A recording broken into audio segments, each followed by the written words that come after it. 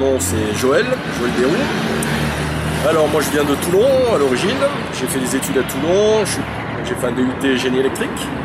Après la technique c'était pas trop mon domaine, donc j'ai fait une école de commerce à Metz, les SIDEC, qui recrutait plus de techniques pour me former au commercial, pour être technico-commercial.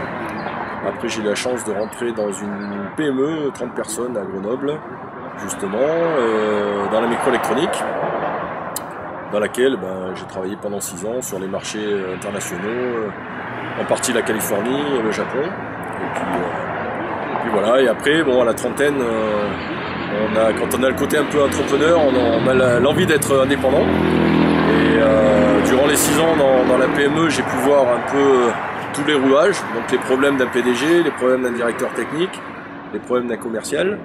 Et il faut être polyvalent, il faut être autonome, il faut être patient.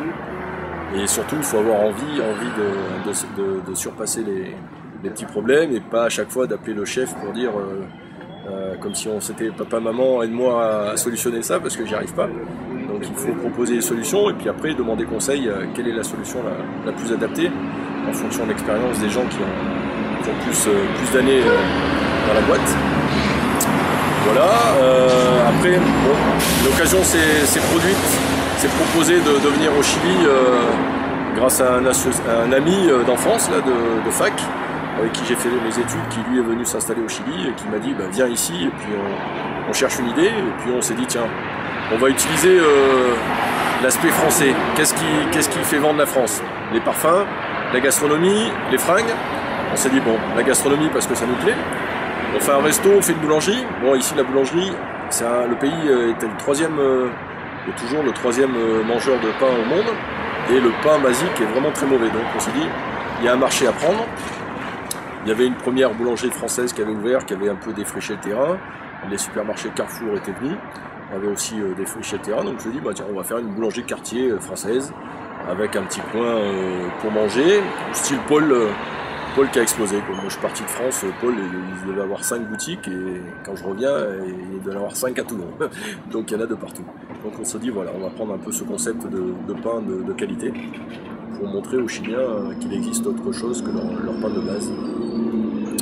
Et on a ouvert une boulangerie, on est parti à 4-5 personnes et on est maintenant une vingtaine avec livraison à un restaurant, cafétéria. On a des clients comme Sodexo par exemple. Des hôtels comme le Sheraton, et la majorité des clients sont des restaurants de bonne qualité, là, parce que le pain qu'on vend est de meilleure qualité et à un prix plus élevé. Donc voilà, et on a appris le métier de chef d'entreprise sur le tas, grâce à ce qu'on avait pu vivre avant, et grâce après à tout ce qui est relation avec les anciens chefs, d'anciens professeurs avec qui j'ai gardé contact, qui on discute par email par exemple. Nous on a plus le profil, bon après c'est une mentalité, il faut avoir la mentalité, alors je dirais, ça va peut-être choquer certains, mais il y a la mentalité administration, c'est-à-dire chacun fait son boulot et puis il faut faire 10 dossiers par jour et si t'en fais 11 on va t'engueuler plutôt que faire plus. Et ce qu'ils appellent la productivité ou le rendement, c'est normal que quelqu'un, quand il a 1 an d'expérience, il a un rendement, et quand il a 10 ans d'expérience, il devrait faire le boulot le même plus vite, quoi. Il a plus d'expérience. Donc il y a des gens qui ne comprennent pas, d'autres qui si. Et nous, on avait envie d'avoir un truc à nous, que ce soit comme notre bébé, qu'on puisse faire un peu ce qu'on veut, et avec, je dirais, plein d'initiatives. Moi, dans la boîte où j'étais avant, j'avais les mains libres. On me disait voilà, il faut attaquer tel marché, on a tel produit qui est un peu le fleuron de l'entreprise, il faut trouver à qui on peut vendre. Et tu fais un peu ce que tu veux, tu établis ton budget, tu établis les moyens. Si tu vas en Californie, s'il faut faire une visite, tu montes un dossier, on va voir la COFAS, on demande des sous, enfin des euros. Et on attaque, donc ça m'a formé, en plus déjà d'avoir une mentalité, justement, moi je suis rentré dans une PME parce que je ne me voyais pas rentrer dans un grand groupe, et donc j'ai été poussé dans ce sens-là, et mon chef, quand je lui ai annoncé que je partais monter ma boîte, il m'a dit oui, je pensais pas que tu allais partir à la concurrence, vu comme tu étais, c'est un peu l'issue normale, quand on arrive à la trentaine, la majorité des entrepreneurs ont la trentaine, ou une première expérience dans une boîte, et après ils montent leur boîte en disant bah, moi je vais faire ça. Et donc bon, le fait de s'associer aussi, c'est quand même plus facile, parce que quand l'un a un peu le coup, le moral à zéro, l'autre est là pour relever. Donc c'est vrai que tout seul, je pense que j'aurais un peu baissé les bras, parce qu'il y a quand même beaucoup de problèmes, surtout au démarrage. Ici par exemple le pain n'était pas connu, les fournisseurs étaient durs à trouver, etc. Donc on a mis 2 ans à bien lancer l'entreprise. Donc pendant ces 2 ans, travailler 16 heures par jour, pas de week-end. Donc après quand on a commencé à avoir des week-ends, on les a bien profités, parce qu'on ne se rendait pas compte de ce que ça représentait quand on avait tous nos week-ends, etc. Donc ça c'est un plus aussi à valoriser le temps libre. Après, chaque entreprise, c'est bien pour ça. C'est quand ça tourne, on arrive maintenant avec Internet à gérer de la maison, je dirais, et puis à essayer de prendre du recul pour développer la stratégie pour agrandir le marché. Mais surtout, nous, ce qu'on voulait, c'était aller à notre rythme et être indépendant. Si demain, voilà, on veut prendre une année sabbatique, on va prendre une année sabbatique.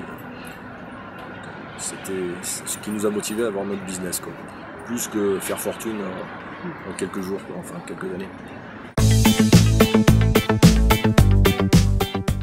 Bah, les conseils, ouais, je dirais que les conseils, c'est faire comme ce qu'on appelle là, le bilan de soi-même, c'est-à-dire qu'est-ce qui plaît, qu'est-ce qu'on veut faire, est-ce qu'on veut travailler, est-ce qu'on est prêt à travailler 18 heures par jour s'il le faut. Est-ce qu'on est prêt à faire des tâches, 90% du boulot c'est les rébarbatifs, parce qu'il faut le faire, et après c'est 10% de création, de faire ce qui se plaît, de surfer sur la vague, de prendre son pied, quoi. De voir quand ça va bien, d'avoir eu la bonne idée, de voir que son chef, même quand on n'est pas entrepreneur, mais qu'on est dans une PME, qu'on est responsable d'un pays ou d'un marché, que son chef lui dit ben voilà, cette année tu as tenu les objectifs, super, tu m'as pas mis à contribution, tu as marché tout. C'est d'avoir son propre business à l'intérieur de la société. C'est un peu comme être entrepreneur à temps plein. Et ça, il faut l'analyser, parce que ça demande beaucoup, donc il faut faire ce qui plaît vraiment, quoi. Quelque chose que même le jour où on a le moral à zéro, on dit bon, allez, je vais au boulot, ça me plaît, ça va remonter, ça va changer, parce que il y a des jours avec, il y a des jours sans. Et pas hésiter à partir voir ailleurs en dehors de France, parce qu'on a beau dire la France a des beaux systèmes, mais il y a d'autres pays qui sont moins je dirais, imbéciles, et qui prennent ce qui se fait le meilleur aux USA, le système social français, le travail japonais, et qui font des analyses et qui adaptent les meilleures choses de chaque pays.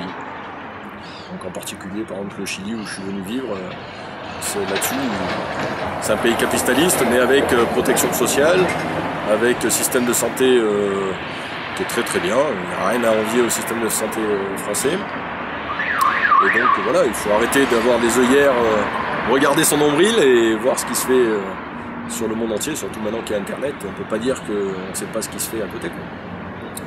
Voilà. Surtout avec ce qui se passe en Europe maintenant, il faut arrêter de dire je trouve pas de boulot, et puis se prendre par la main et puis voyager. Du boulot, il y en a toujours. Il faut chercher, c'est tout.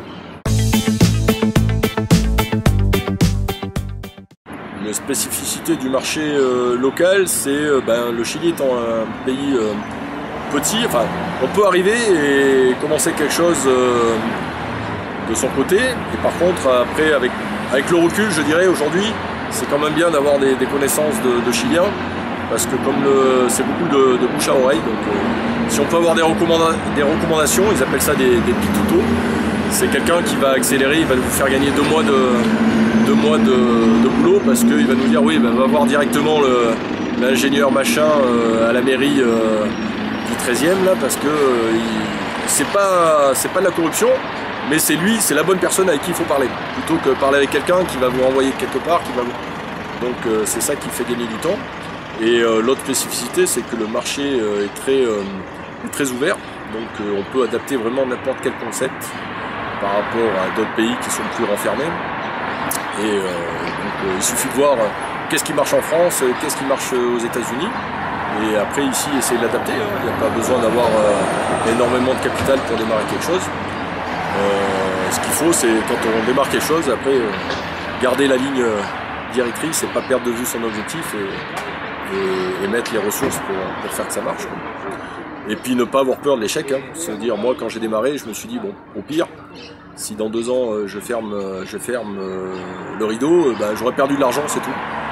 Et après, les États-Unis là-dessus sont très bons, c'est-à-dire qu'est-ce que tu as fait, où c'est que ça a marché, où c'est que ça n'a pas marché, puis maintenant tu as analysé pourquoi.